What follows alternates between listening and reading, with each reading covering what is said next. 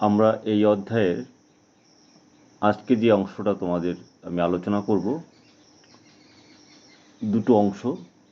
একটা হলো আইন অমান্য আন্দোলনে কৃষক শ্রেণীর ভূমিকা কী ছিল। আবার বলছি প্রশ্নটা, আইন অমান্য আন্দোলনে কৃষক শ্রেণীর ভূমিকা কী ছিল, অথবা আইন অমান্য আন্দোলন ও ভারতীয় কৃষক সমাজ। এটা আমাদের আলোচ্য সূচির মধ্যে প্রথম প্রশ্ন। আমি আইন অমান্য আন্দোলন ও ভারতীয় কৃষক সমাজ সম্পর্কে তোমাদের আলোচনা করছি। এখানে আমরা দেখব যে বঙ্গভঙ্গ আন্দোলনের সময় কৃষক শ্রেণীর যে ভূমিকা ছিল। আবার বলি, বঙ্গভঙ্গ আন্দোলনের সময় ভারতীয় কৃষকদের যে ভূমিকা ছিল, এবং আমরা দেখেছি সরকারি দমন নীতি ভীষণভাবে ছড়িয়ে পড়েছিল চারদিকে। তা সত্ত্বেও কৃষক সমাজকে কিন্তু ব্রিটিশ বিরোধী আন্দোলন থেকে দূরে সরিয়ে রাখা যায়নি। তাহলে এই জায়গাটা আমাদের একটু গুরুত্ব দিয়ে দেখা উচিত, দেখব কেমন। আমি ধীরে ধীরে সেই বিষয়টা তোমাদের আলোচনা করছি। এই প্রশ্নের আলোচনায় আমরা সমসাময়িক সময়ের ইতিহাসটা একটু দেখে নেব। আমরা দেখেছি বঙ্গভঙ্গ আন্দোলন বা অসহযোগ আন্দোলন, এরপরেই যে আন্দোলনটা মহাত্মা গান্ধীর নেতৃত্বে সমগ্র ভারতবর্ষব্যাপী ছড়িয়ে পড়েছিল তা হলো আইন অমান্য আন্দোলন। কোন পরিস্থিতিতে আইন অমান্য আন্দোলন ঘটলো আমরা একটু ছোট্ট করে দেখে নিই, তারপরে কৃষক সমাজের ভূমিকা নিয়ে আলোচনা করা যাবে। আমরা জানি অসহযোগ আন্দোলন তুলে নেওয়ার পর কিছুদিনের জন্য আর কোনো গণ আন্দোলন সংগঠিত করার মতো অবস্থায় কংগ্রেস ছিল না। 1928 খ্রিস্টাব্দে কারামুক্তির পর মহাত্মা গান্ধী সক্রিয় রাজনীতি থেকে দূরে সরে দাঁড়িয়েছিলেন, এবং তিনি সেই সময় সক্রিয় রাজনীতি থেকে সরে গঠনমূলক কাজে মনোযোগ দেন, যেমন অস্পৃশ্যতা দূরীকরণ, আত্মসাহায্যের ক্ষেত্রে উৎসাহ দেয়া, সবরমতীতে আশ্রম নির্মাণ প্রভৃতি বিষয়ে প্রশিক্ষণ দিয়ে আদর্শ সত্যাগ্রহী তৈরি করেন। ঔপনিবেশিক সরকারও গান্ধীকে রাজনৈতিকভাবে শেষ হয়ে যাওয়া শক্তি বলে মনে করতে শুরু করে। সরকারের এই আত্মতুষ্টির কারণ হলো জাতীয় ঐক্যমত খুব শীঘ্রই বিনষ্ট হয়, যে ঐক্যমত গান্ধী কয়েক বছর আগে সৃষ্টি করেছিলেন। বলতে গেলে ওই সময় ভারতবর্ষে তখন চলছিল একটা ঐক্যের সংকট, এবং কংগ্রেসের মধ্যেই দুটো ভিন্ন ধর্মী মতবাদ প্রকাশিত হয়ে পড়ে। একদিকে ছিল পরিবর্তন বিমুখ নেতারা, অন্যদিকে ছিলেন পরিবর্তনকামী নেতৃবৃন্দ। এই দুটো ভিন্ন ধারায় প্রবাহিত হতে থাকে জাতীয় কংগ্রেস নেতৃবৃন্দের আন্দোলনের ধারা বা নেতৃত্বের মধ্যে একটা বৈষম্যমূলক মনোভাব গড়ে ওঠে এই সময়। তা আমরা দেখব যে এই যে অসহযোগ আন্দোলনের সঙ্গে তুলনা যদি করি, তাহলে দেখা যাবে আইন অমান্য আন্দোলন বা আইন অমান্য আন্দোলনের সময় শ্রমিক আন্দোলনের সংখ্যা ও তীব্রতা তুলনামূলকভাবে ছিল অনেকটা কম, কিন্তু কৃষক আন্দোলন এই সময় অতি সক্রিয় হয়ে ওঠে, এবং দেখা যায় আইন অমান্য আন্দোলনের প্রথম পর্যায়ে যে সমস্ত অঞ্চলে কংগ্রেসি নেতৃত্ব বা কংগ্রেসি সংগঠনের প্রভাব বেশি ছিল, সেই অঞ্চলগুলিতে হিংসাত্মক আন্দোলন তুলনামূলকভাবে কম হয়েছে। এবং এই যে আইন অমান্য আন্দোলন, এই আন্দোলনের প্রথমেই কংগ্রেসের নেতৃস্থানীয়দের গ্রেপ্তার করা হয়, এবং তখন আন্দোলন পরিচালনা করার দায়িত্ব এসে পড়ে স্থানীয় নেতাদের হাতে, এবং তারা এই আন্দোলনকে অনেক বেশি হিংসাত্মক করে তোলে। অবশ্য এর ফলে পুলিশি দমন নীতির সম্ভাবনাও অনেকটা বৃদ্ধি পায়। গান্ধী রাজনীতির একটা অন্যতম বৈশিষ্ট্য ছিল খিলাফত আন্দোলনের বৈশিষ্ট্য, বা খিলাফত আন্দোলনের পর যখন খিলাফত সমস্যা মিটে গেল তুরস্কে, তখন এই মুসলিম লীগ এবং কংগ্রেসের মিত্রতা আস্তে আস্তে সংকটের মধ্যে এসে পড়ে। এবং মুসলিমদের মধ্যে ভাঙন ধরে। এর ফলে উত্তর পশ্চিম সীমান্ত প্রদেশ, সেখানকার কোহাট নামে একটি জায়গায় সাম্প্রদায়িক দাঙ্গা বাজে। শুধু কোহাট নয়, বাংলার বিভিন্ন অংশেও কিন্তু সাম্প্রদায়িক দাঙ্গা ছড়িয়ে পড়ে। তো এই অবস্থায় গান্ধীজি তখন আর কিছু করার ছিল না। গান্ধী দেখলেন যে ব্রিটিশের বিরুদ্ধে সক্রিয় আন্দোলন ছাড়া পরিত্রাণের আর উপায় নেই। এই পরিপ্রেক্ষিতেই ভূমি রাজস্বের পরিমাণ হ্রাস করা, লবণ কর রদ করা, বেসামরিক ও সামরিক ব্যয়ভার হ্রাস করা, রাজনৈতিক বন্দীদের মুক্তিদান, মামলা প্রত্যাহার, পেনাল কোডের দমনমূলক আইন প্রত্যাহার, বিভিন্ন বিষয়ে একটা দাবিপত্র পেশ করে গান্ধীজি ব্রিটিশ বিরোধী আন্দোলনের ডাক দেন।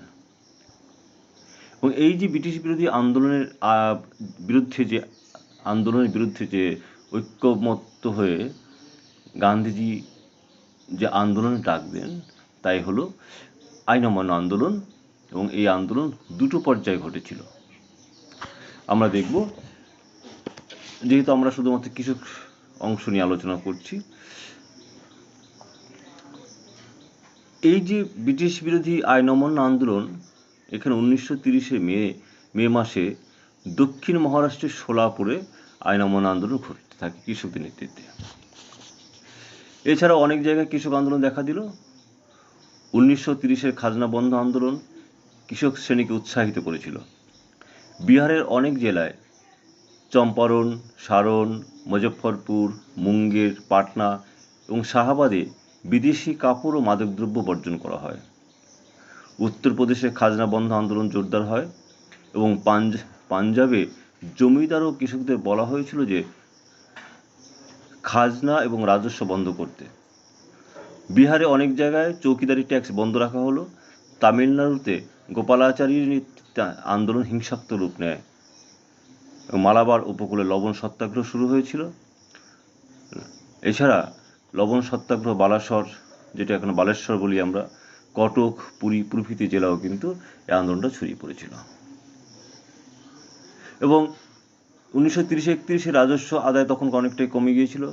সরকারি নথিপত্র থেকে জানা যায় যে মধ্যপ্রদেশের গন্ড, মহারাষ্ট্রের কলি, বিহারের সাঁওতাল ও পাঞ্জাবের কাংড়া পার্বত্য এলাকার উপজাতিদের মধ্যে বড় ধরনের আন্দোলন দেখা দেয়।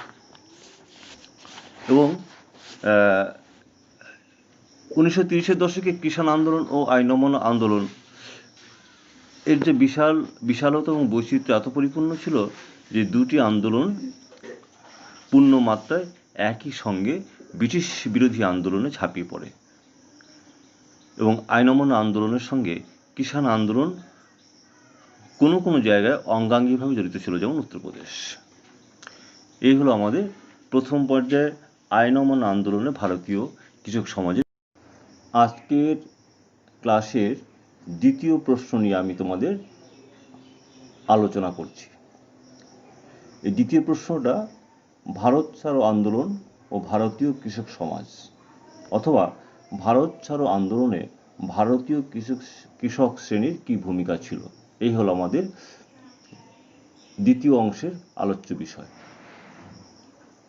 এই যে ভারত ছাড়ো আন্দোলন এবং কৃষকদের বা কৃষক শ্রেণীর ভূমিকা, এই বিষয়টি ভালোভাবে বুঝতে গেলে আমাদের ভারত ছাড়ো আন্দোলনের যে প্রেক্ষাপট সে সম্পর্কে একটু আলোচনা দাবি রাখে। আমি সেটা আলোচনা করছি সামান্য। তোমরা একটা ঐতিহাসিক দৃষ্টিভঙ্গিতে সেই সময়ের পর্যালোচনা যদি আমরা করি, কোন সময় না, যেই সময় গান্ধীর নেতৃত্বে ভারত ছাড়ো আন্দোলনের ডাক দেয়া হয়েছিল। এই যে ভারত ছাড়ো আন্দোলন, এই আন্দোলনের স্লোগানটা কি ছিল?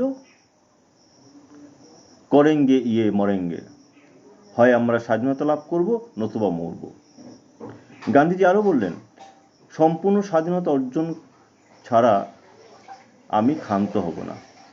গান্ধীজির কথায়, I am not going to be satisfied with anything short of complete freedom. We shall do or die. We shall either free India or die in attempt. অর্থাৎ আমাদের মৃত্যু হতে পারে, মৃত্যু পর্যন্ত হতে পারে, কিন্তু আমরা স্বাধীনতা অর্জন না হওয়া পর্যন্ত আন্দোলন থেকে ক্ষান্ত হব না। এই ছিল গান্ধীজির একটা উদাত্ত বাণী। কার প্রতি? না, দেশবাসীর প্রতি। এবং তোমরা জানো ইতিমধ্যে দ্বিতীয় বিশ্বযুদ্ধ শেষ হয়েছে। দ্বিতীয় বিশ্বযুদ্ধের সময় প্রত্যক্ষ বা পরোক্ষভাবে ভারতবর্ষ অনেকটাই জড়িয়ে পড়ে। এবং আমরা আরেকটু যদি ঐতিহাসিক প্রেক্ষাপটে তাকিয়ে দেখি, আজাদ হিন্দ বাহিনী এবং নেতাজি সুভাষচন্দ্রের নেতৃত্বে যে আন্দোলন ঘটেছিল, আজাদ হিন্দ বাহিনীর যে সংগ্রাম, সেই সংগ্রামও কিন্তু এই পর্যায়ের, অর্থাৎ ভারত ছাড় আন্দোলনে, সেই ভারত ছাড় আন্দোলন কিন্তু এই আজাদ হিন্দ ফৌজের যে আত্মত্যাগ, সেখান থেকে একটা অভিজ্ঞতা সঞ্চয় করেছিল। আমরা দেখেছি আইন অমান্য আন্দোলনের সময় প্রথম, দ্বিতীয় এবং তৃতীয় গোলটেবিল বৈঠক, সমস্ত গোলটেবিল বৈঠক ব্যর্থ হলো। গান্ধীজি সেখানে খালি হাতে চলে এলেন। প্রথম, দ্বিতীয় এবং তৃতীয় গোলটেবিল বৈঠকের পর গান্ধীজি যখন খালি হাতে আসতে বাধ্য হলেন, তখন শেষবারের মতো একটা বড় এবং প্রত্যক্ষ সংগ্রাম সংগঠিত করা ছাড়া গান্ধীজির কাছে দ্বিতীয় কোনো পথ বা উপায় ছিল না। এর ফলেই 1942 খ্রিস্টাব্দে 8ই অগাস্ট গান্ধীজি ভারত ছাড় আন্দোলনে ডাক দিলেন এবং 9ই অগাস্ট গান্ধীজি সহ সমস্ত প্রথম সারি নেতৃবৃন্দকে ব্রিটিশ প্রশাসন গ্রেপ্তার করল। এবং এই গ্রেপ্তারির সংবাদ ছড়িয়ে পড়ার সঙ্গে সঙ্গেই, গ্রেপ্তারির সংবাদ পাওয়ার পরেই ভারতবর্ষের বিভিন্ন প্রান্তে, বিভিন্ন শ্রেণীর, বিভিন্ন স্তরের মানুষ কিন্তু এক ব্রিটিশ বিরোধী গণ অভ্যুত্থানে ঝাঁপিয়ে পড়ল। এবং তার মধ্যে ভারতীয় কৃষক সমাজে কিন্তু অবশ্যই সক্রিয়ভাবে অংশগ্রহণ করল। এই যে ভারতীয় কৃষক সমাজ, আমরা পূর্ববর্তী কৃষক আন্দোলন বা ব্রিটিশ বিরোধী কৃষক আন্দোলনে কৃষকদের যে ভূমিকায় দেখেছি, আইন অমান্য আন্দোলন বলি বা অসহযোগ আন্দোলন বলি, সেই আইন অমান্য বা অসহযোগ ও বয়কট আন্দোলন বা অর্থাৎ ব্রিটিশ বিরোধী বঙ্গভঙ্গ বিরোধী আন্দোলনের বিরুদ্ধে, বঙ্গভঙ্গ বিরোধী আন্দোলনের সময় কৃষকরা যে ভূমিকা পালন করেছিল, অর্থাৎ তাদের আক্রমণের মূল লক্ষ্য যা ছিল, 1942 অগাস্ট আন্দোলনে কিন্তু কৃষক শ্রেণীর আন্দোলনের লক্ষ্য কিন্তু একটু হলেও অন্য ধারায় প্রবাহিত হলো। অর্থাৎ ভারতের কৃষকদের যে মূল দাবি দাওয়া নিয়ে পূর্ববর্তী আন্দোলনগুলোতে ঝাঁপিয়ে পড়েছিল, ভারত ছাড় আন্দোলনের ক্ষেত্রে সেই দাবি দেওয়ার ক্ষেত্রে একটু চারিত্রিক পরিবর্তন ঘটল। যেমন পূর্ববর্তী দুটো আন্দোলনে, অসহযোগ ও আইন অমান্য আন্দোলন, দেখেছি ভারতীয় কৃষকরা ব্রিটিশ শাসনের বিরুদ্ধে, বিশেষ করে স্থানীয় ব্রিটিশ বিরোধী বা ব্রিটিশদের বিরুদ্ধে আন্দোলন পরিচালিত হচ্ছিল এবং কৃষকদের মূল রোষে লক্ষ্য ছিল স্থানীয় মহাজন এবং জমিদাররা। কিন্তু ভারত ছাড়ো আন্দোলনের সময় দেখা গেল কৃষক আন্দোলনের লক্ষ্য প্রধানত সরকার এবং সরকারি সম্পত্তি। এবং দেশীয় জমিদাররা গোপনে সরকারকে সাহায্য না করলে তাদের উপর হামলা চালানো হয়নি। এছাড়া মহাজনদের বাড়ি আক্রমণ করে ঋণের কাগজপত্র পুড়িয়ে দেওয়ার ঘটনা ঘটল। এবং যা ছিল, এবং সামগ্রিক পরিস্থিতির কথা বিচার করে যদি আমরা বলা যায় যে ভারত ছাড় আন্দোলনে কৃষকরা কেবল নিজেদের দৈনন্দিন সমস্যার সমাধানের জন্য আন্দোলন করেনি, তারা লড়েছিলেন ইংরেজদের ভারত ছাড়া করতে বাধ্য হয়ে। এবং এই ভারত ছাড়ো আন্দোলনে কৃষকদের যে অংশগ্রহণ, এই অংশগ্রহণকে পর্যালোচনা করতে গিয়ে আমরা দেখব, এবং যে আধুনিক গবেষণা দেখা গেছে, যে এই আন্দোলন শুধুমাত্র প্রস্তুতিহীন জনগণের আবেগপ্রবণ সারামাত্র ছিল না, আবার এই আন্দোলনের নজিরবিহীন হিংসাশ্রয়ী ঘটনা মোটেই কংগ্রেস নেতাদের পূর্ব পরিকল্পনা প্রসূত ছিল না। এই আন্দোলন, অর্থাৎ ভারত ছাড়ো আন্দোলনে কৃষকদের ভূমিকা আমরা দেখব কয়েকটি পর্যায়, 3টে পর্যায় যদি আমরা চিহ্নিত করি স্পষ্ট রূপে। একটা হলো, প্রথম দিকে ছিল বয়কট, ধর্মঘট এবং পরবর্তীতে পিকেটিং, অর্থাৎ শহরের বিদ্রোহ হিসেবেই আন্দোলনের সূত্রপাত। তবে সেসব ধর্মঘট ইত্যাদিকে দ্রুত দমন করা হয় এবং আগস্ট মাসের মাঝামাঝি আন্দোলনের মূল কেন্দ্র পল্লী অঞ্চলের দিকে সরে যায়। সেখানে আমরা দেখব যে বড় আকারে কৃষক বিদ্রোহ ঘটে যোগাযোগ ব্যবস্থা যথা রেলপথ, স্টেশন, টেলিগ্রাফের তার, খুঁটি ধ্বংস করা হয়, সরকারি ভবনের উপরে আক্রমণ করা হয় এবং ঔপনিবেশিক কর্তৃত্বের বা ঔপনিবেশিক কর্তৃপক্ষের দৃশ্যমান যে কোনো প্রতীকের উপর আঘাত হানা হয় এবং শেষ পর্যন্ত বিচ্ছিন্নভাবে বিভিন্ন জায়গায় জাতি সরকার গঠন করা হয়।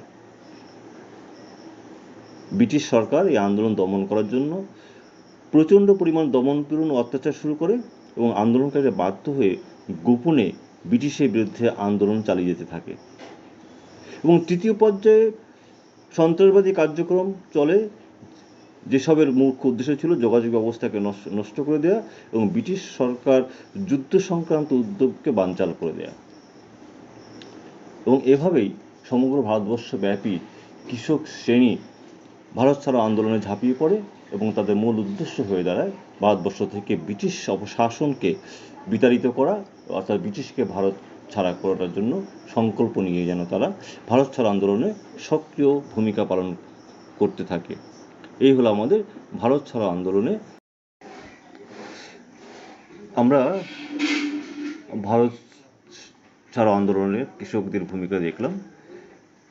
এ প্রসঙ্গে যেটা আমাদের আলোচনা না করলেই নয়, যে স্বাভাবিকভাবেই তোমাদের বলেছি যে এই আন্দোলন দমন করতে গিয়ে ব্রিটিশ সরকার প্রচণ্ড দমন-পীড়ন চালালো যাতে এবং এই দমন-পীড়নের ফলে এই গণ আন্দোলনের তীব্রতা হ্রাস করতে পেরেছিল। কিন্তু এর প্রতিক্রিয়া হিসাবে ভারত ছাড়ো আন্দোলন যে গভীরতর জনযুদ্ধের পর্যায়ে চলে যাবে তা সম্ভবত ব্রিটিশ সরকারও কল্পনা করতে পারেনি। যাই হোক, ভারত ছাড়ো আন্দোলন হয়তো তার ঘোষিত লক্ষ্য অর্জন করতে পারেনি, কিন্তু 1944 খ্রিস্টাব্দের আগস্টে গান্ধীজি আত্মসমর্পণের আহ্বান জানালে আন্দোলনের গতিবেগ স্তিমিত হয়ে যায়। স্বতঃস্ফূর্ততা ও ব্যাপকতা সত্ত্বেও ভারত ছাড়ো আন্দোলনের ভেঙে পড়ার পেছনে একাধিক কারণ ছিল, আমরা সেটা জানি। এবং এই যে ভারত ছাড়ো আন্দোলন যে স্তিমিত হয়ে পড়ল, যে উদ্দীপনা ও আশাবাদ নিয়ে আন্দোলন ডাক দেওয়া হয়েছিল, শেষ পর্যন্ত কিন্তু তার রেশ ধরে রাখা গেল না, অচিরেই তার ছন্দপতন ঘটল। আন্দোলনের ডাকে জনগণ যে স্বতঃস্ফূর্ততা ও উৎসাহ নিয়ে সাড়া দিয়েছিল তার সংকেত ইংরেজ শাসকদের বুঝতে অসুবিধা হয়নি, যার ফলে তারা এটাই স্পষ্ট হয়েছিল যে জাতীয় কারণে ভারতবাসী আত্মত্যাগ করতে প্রস্তুত এবং ব্রিটিশ শাসনের বিরুদ্ধে পুঞ্জীভূত ক্ষোভ ও স্বাধীনতার জন্য কঠোর সংকল্প প্রকাশ ছিল 1942 আন্দোলন। এবং প্রকৃত অর্থেই ভারত ছাড়ো আন্দোলন ছিল ভারতবর্ষে একটি গণসংগ্রাম। এবং এটিও সত্য যে ভারত ছাড়ো আন্দোলনের স্বতঃস্ফূর্ততা, ব্যাপকতা এবং গণ অংশগ্রহণের চরিত্র স্পষ্ট করে দিয়েছিল যে ভারতের স্বাধীনতা এখন সময়ের অপেক্ষা মাত্র। এবং এই আন্দোলন ছিল ব্রিটিশ কর্তৃপক্ষের নিকট ভারতবর্ষে একটি চূড়ান্ত বার্তা।